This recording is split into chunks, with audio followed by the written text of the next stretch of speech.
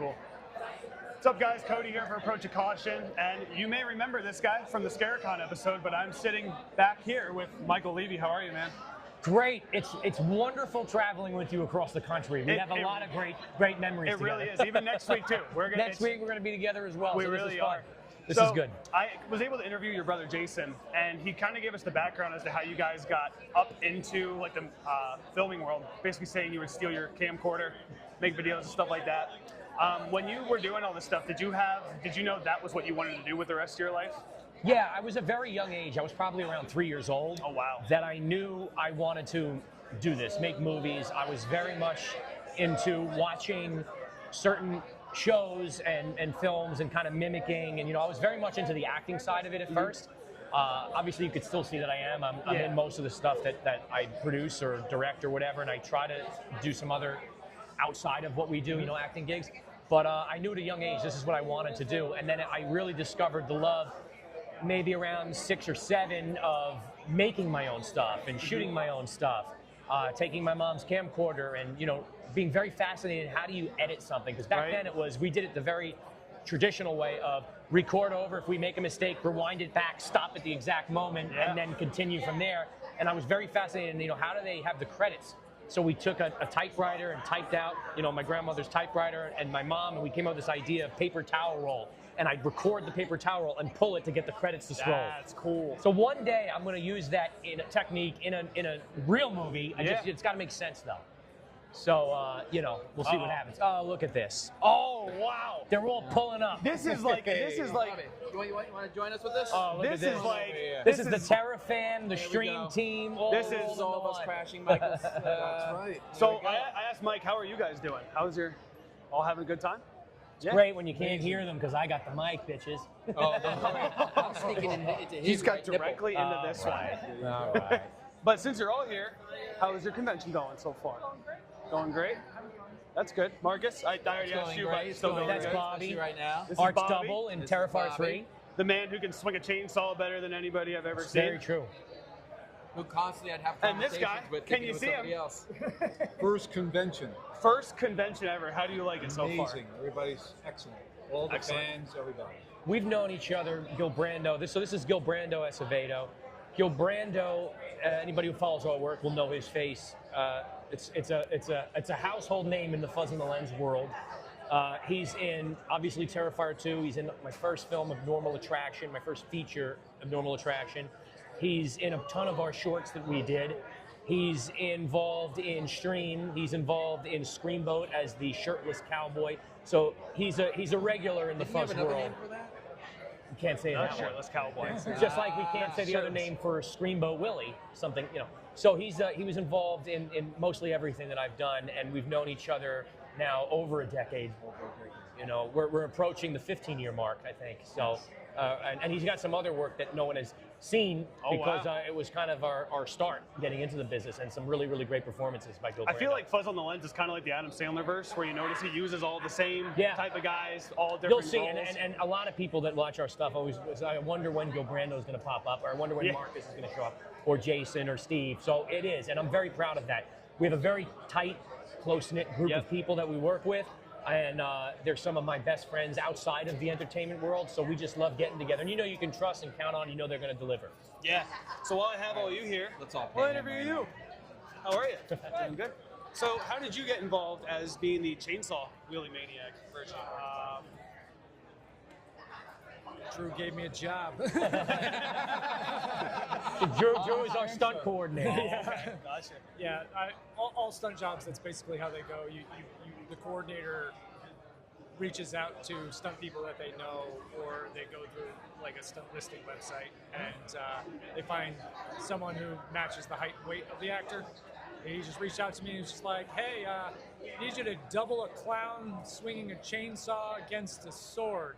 You in? And I was like, obviously. That's the easiest yes ever. Yes. I mean, who wouldn't want that? He's just like, go watch these other 2 movies. I hadn't even heard of them.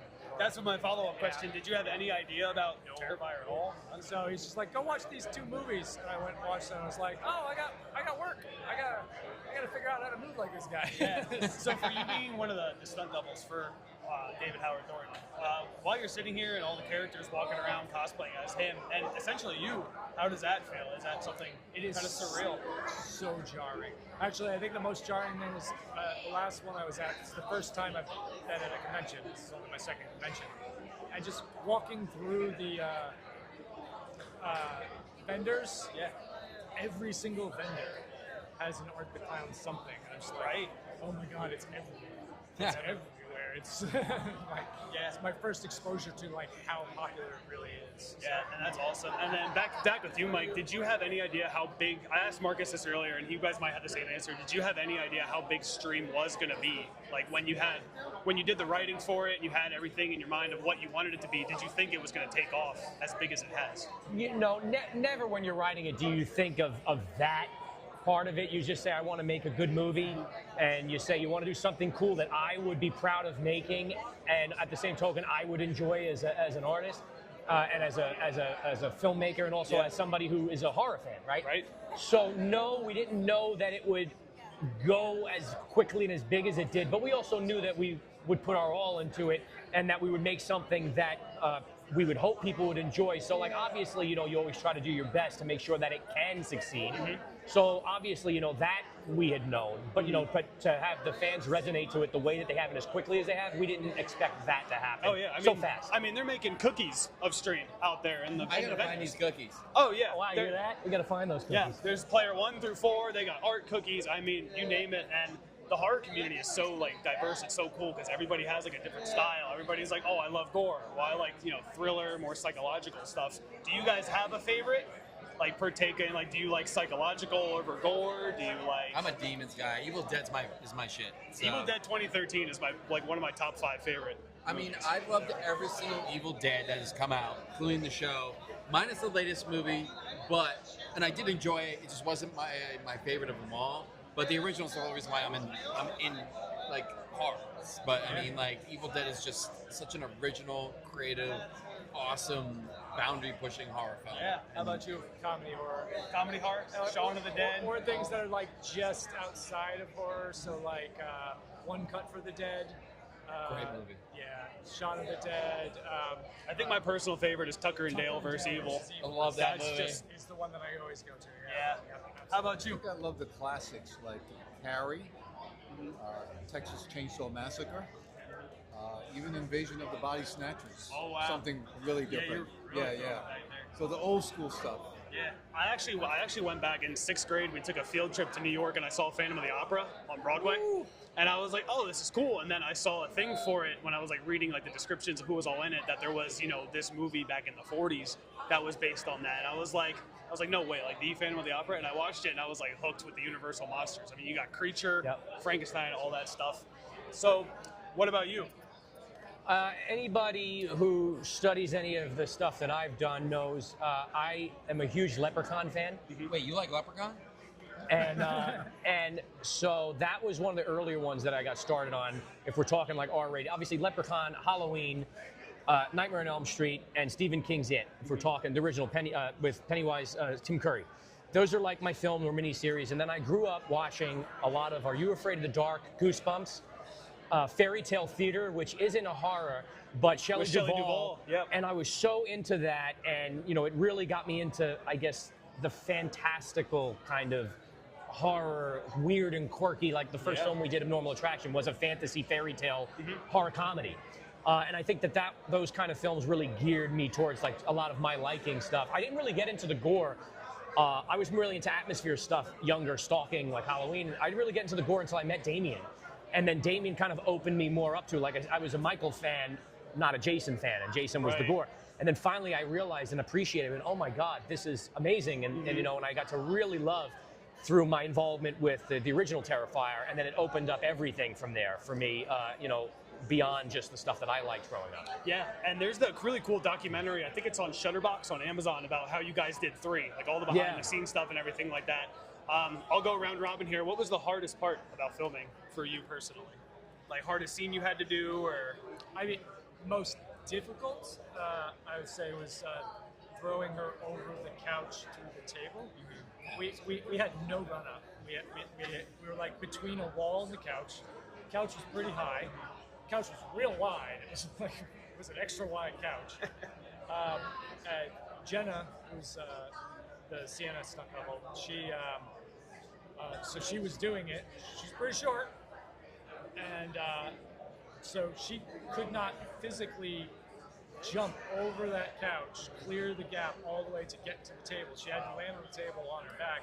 So I had to like wrap my fingers, grip into her pant leg, grip onto her, and then on the count of 3, she had to jump as hard as she could, and I had to lift her as hard as I could, get her into the air, and then once she was in the air, I was like, well, she needs to get on her back, so I got into the air and then flipped her mid-air to get her to her safe landing position, and then she just smashed and crushed it, and it looked amazing. Oh man! But it was just a very, very challenging setup to like have to put every part of our focus into getting everything right. And I like hearing stuff like that because it really puts into perspective how difficult it is to get these shots. I mean, like what you think could take like 2 shots or whatever ends up could be doing a whole day.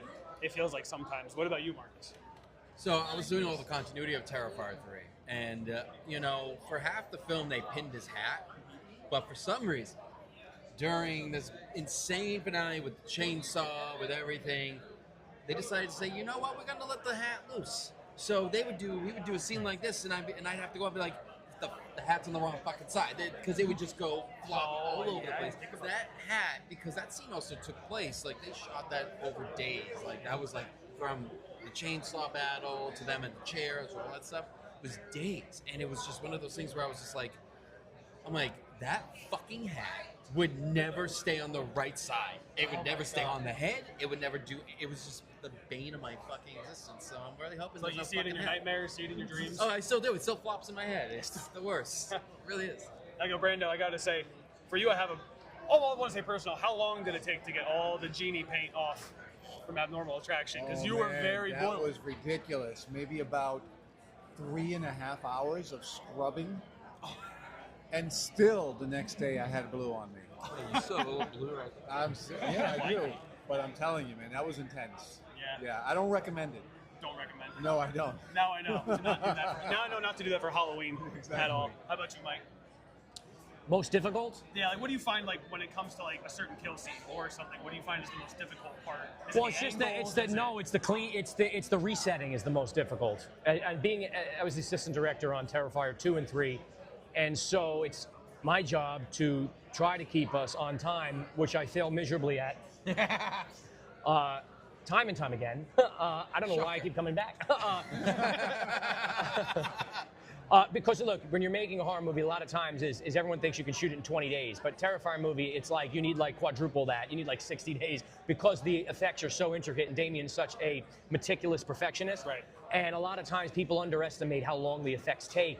And so when you go to do an effect, let's say where you're chopping someone's head off or you're blowing it up and there's blood that sprays everywhere and you don't get it right on that first try, which is most of the time, you have to then clean everything up, reset it all to then reshoot it again. And sometimes, again, you're working, a normal day is like 8 to 12 hours, right?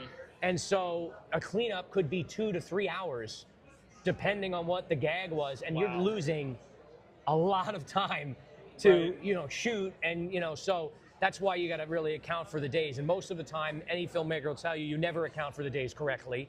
You always need more. So that is always the most challenging if you're talking horror-centric. Yeah.